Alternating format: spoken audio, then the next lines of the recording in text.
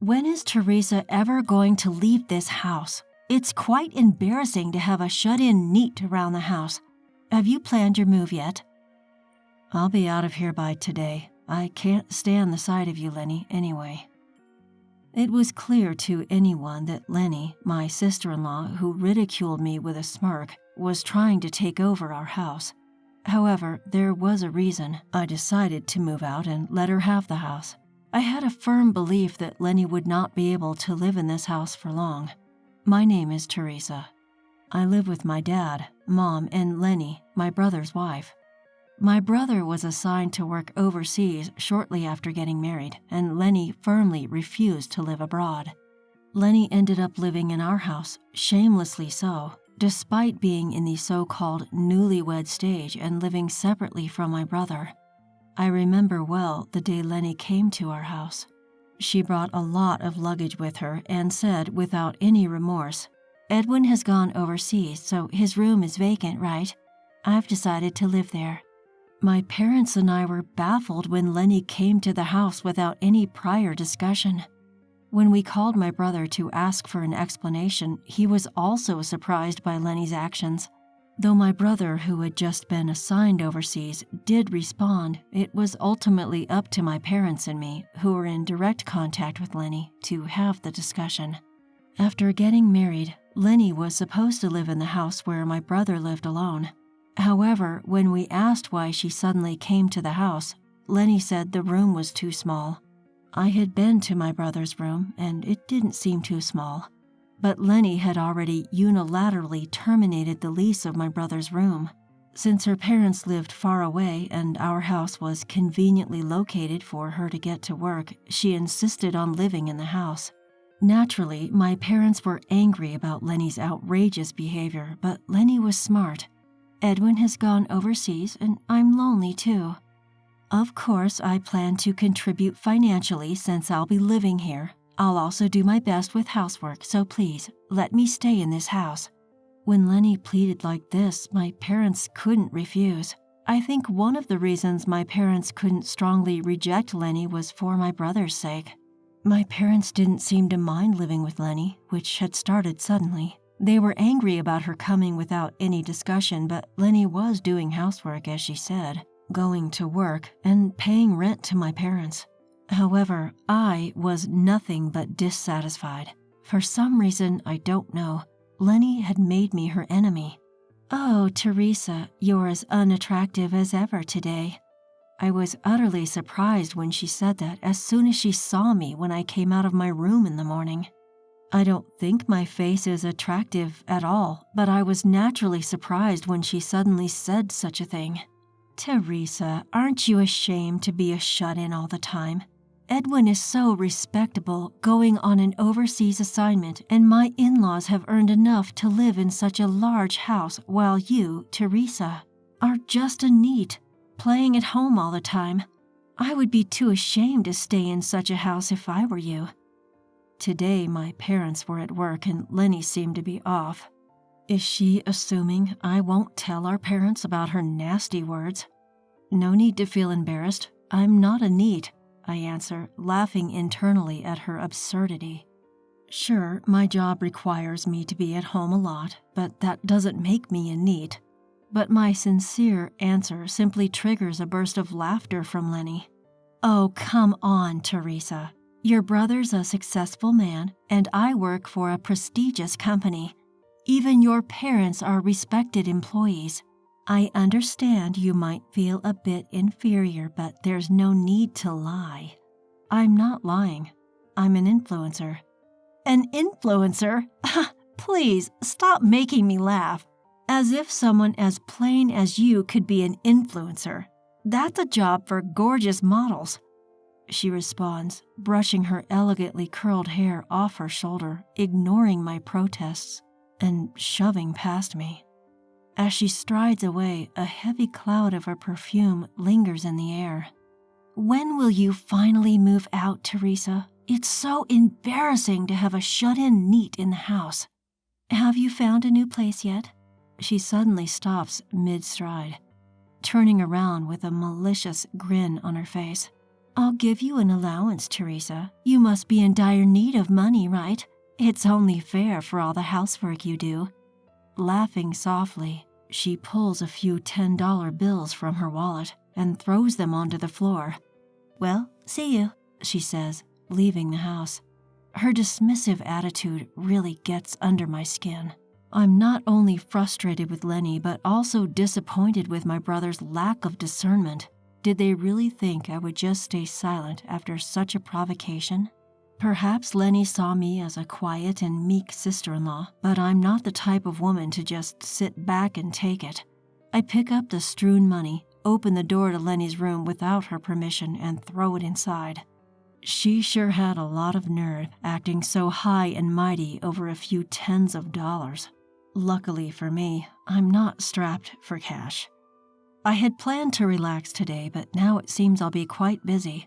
After tidying up and finishing my work for the day, I start packing my things. I can't stand living under the same roof as Lenny any longer. I decide to move in to my boyfriend's house.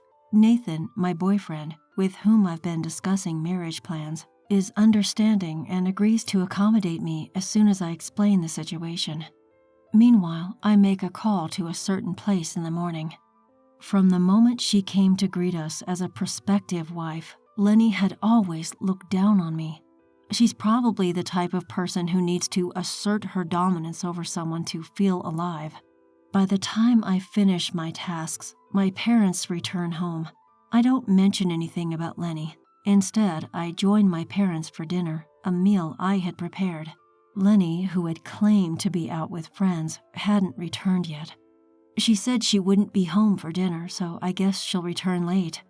I chose not to tell my parents about Lenny yet, waiting for the right moment. Lenny was in for a surprise, and I planned to hit her with it at the worst possible moment. "I'm moving in with Nathan starting today. I'll be out of here by tonight." "That's quite sudden." "Nathan's okay with it?" "Yep, he agreed, and we're thinking about getting married soon." "Well, as long as it's fine by him. Just make sure to let him know we said hi." I broke the news to my worried parents, finished washing the dishes with my melancholic mom, and then I picked up my packed belongings and headed out of my room. And there, right on cue, stood Lenny. Dolled up in heavy makeup, Lenny's grin stretched across her face like she'd just spotted her prey. "When will you finally leave this house, Teresa? It's so embarrassing to have a shut-in neat like you around. Is your moving day coming soon?" "I'll be gone today. Trust me, I'm as eager to get away from you as you are to see me gone." Lenny's expression twisted in response to my direct reply. She glared at her cheeky sister-in-law. Her ugly face was truly a sight to behold. No offense to my brother, but I could do without a sister-in-law like her. The next time we'd meet, I'd be ready to serve her a dose of revenge. Well, excuse me then. I bid Lenny farewell, said goodbye to my parents who were relaxing in front of the television downstairs, and left the house. Nathan had said to me, "You probably won't need to deal with your sister-in-law again." But I loved my brother.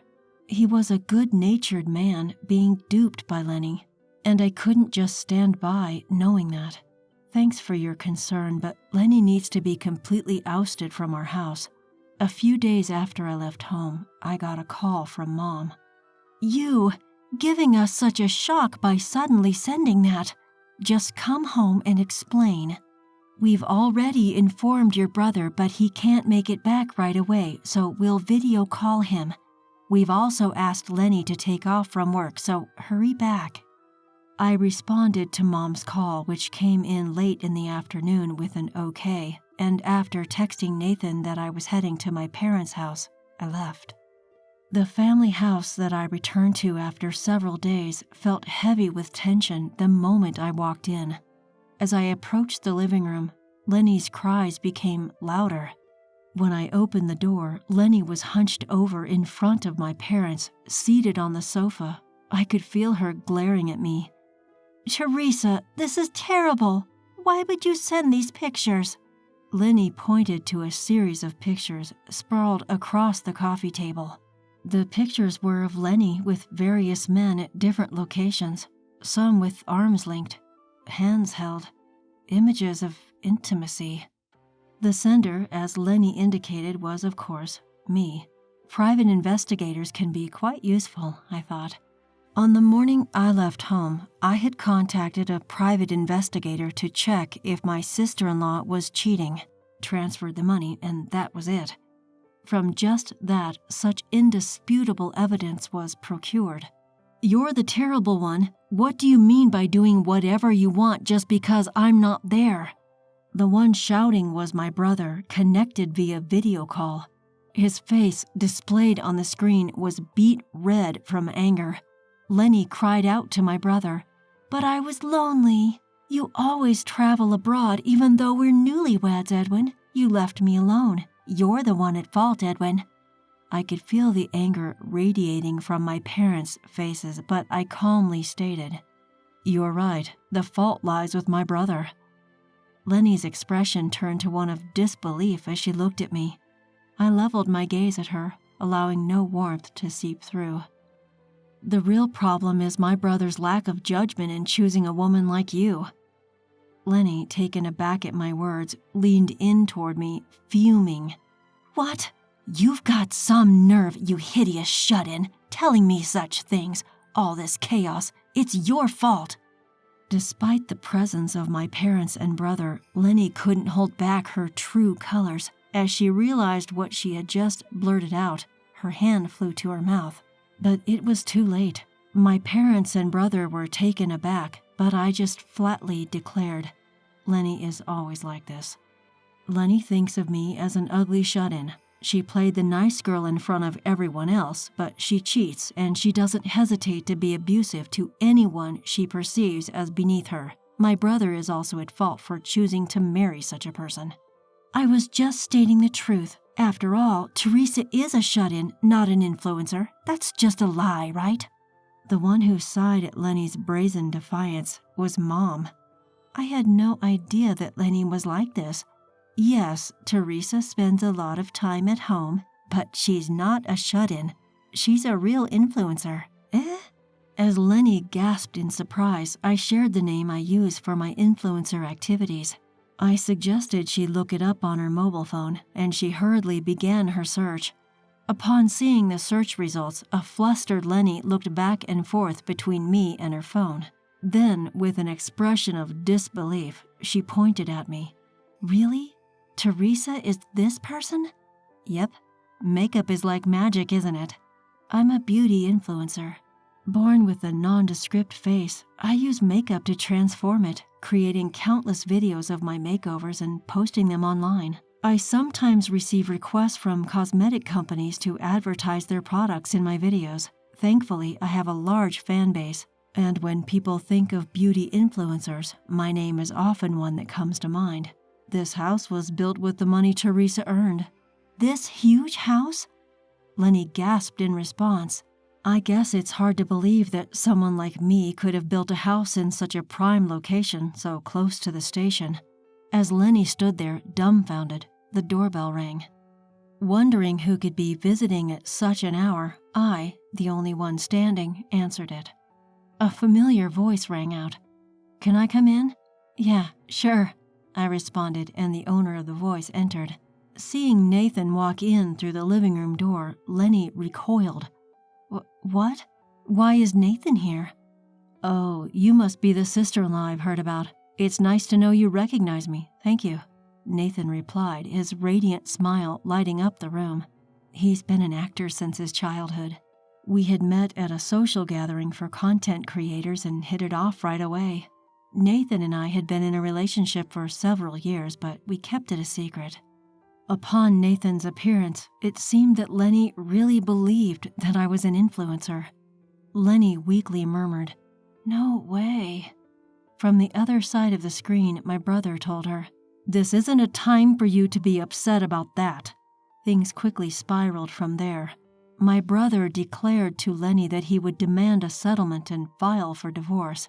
He was going to take a break and return to the U.S., and until then, he instructed Lenny to wait.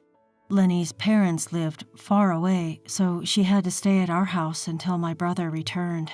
With our parents looking at Lenny as if she were something disgusting, it was clear that the days until my brother's return would be harsh and painful for her. Once we confirmed that my brother had escaped a woman like Lenny, Nathan and I decided to head home. On the drive back, I asked Nathan, "Why did you come with me?" He replied, "I didn't want my future wife, Teresa, to be mistreated." I found myself smiling at Nathan's kindness. My brother returned to the States 2 weeks later. During that time, Lenny had apparently taken a leave and locked herself in her room. While drafting the divorce papers, she was said to be crying, "I love Edwin the most." But my brother didn't waver at all. After the divorce was finalized, Lenny apparently began living alone. But the men who used to entertain her wouldn't associate with her anymore due to the shock of the divorce and her subsequent weight loss. Unable to receive help from anyone, Lenny repeatedly called my brother, but he blocked her calls.